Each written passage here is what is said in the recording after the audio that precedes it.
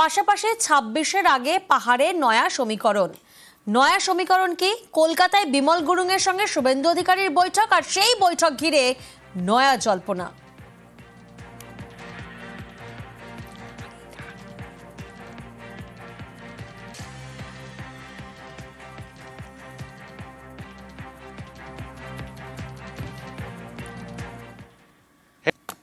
Mission ২৬ বিধানসভা ভোটের আগে বিজেপিকে শুদ্ধিকরণের বার্তা আরএসএস এর অভ্যন্তরীণ রিপোর্টে।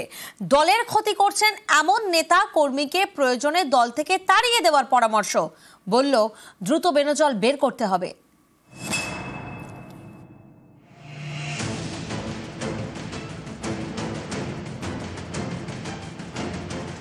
আগামী বছর রাজ্যে বিধানসভা নির্বাচন। বাঙালির মন পেতে বাঙালির যাত্রাভিমানের শান দিয়ে ময়দানে নেমে পড়েছে তৃণমূল।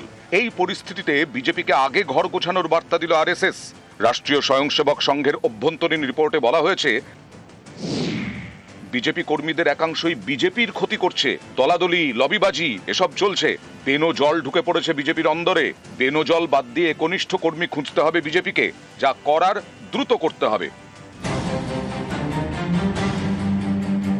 ২০১৯-এর লোকসভা ভোটে রাজ্যে বিজেপির সংখ্যা অনেকটাই বাড়ে। লোকসভা আসন ২ থেকে ১ লাফে বেড়ে হয় ১৮। এরপর ২০২১-এ বিধানসভা আসন ৩ থেকে বেড়ে ৭৭। কিন্তু তারপর ধাক্কা। ২০২৪-এর লোকসভা ভোটে বিজেপির সাংসদ সংখ্যা কমে ১৮ থেকে ১২ হয়ে যায়। রাজ্যে একের পর এক উপনির্বাচনে লাগাতার হেরেছে বিজেপি। অভ্যন্তরীণ রিপোর্টে আরএসএস এর সতর্কবার্তা, বিজেপি নেতা কর্মীদের এমন কাজ করা উচিত নয় যা তৃণমূলের হাতে অস্ত্র তুলে দেয়। সেরকম হলে সেই সব নেতা কর্মীকে দল থেকে বের করে দিতে হবে।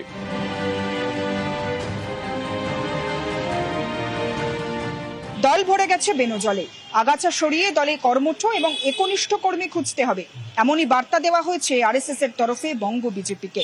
দলের ক্ষতি করছে দলেরই কর্মীদের একাংশ, সেই কর্মীদেরকে চিহ্নিত করে বহিষ্কার করতে হবে শাস্তির ব্যবস্থা, এমনই সতর্কবার্তা দেওয়া হয়েছে রাষ্ট্রীয় স্বয়ংসেবক সংঘের তরফে বঙ্গ বিজেপিকে নেতৃত্বকে।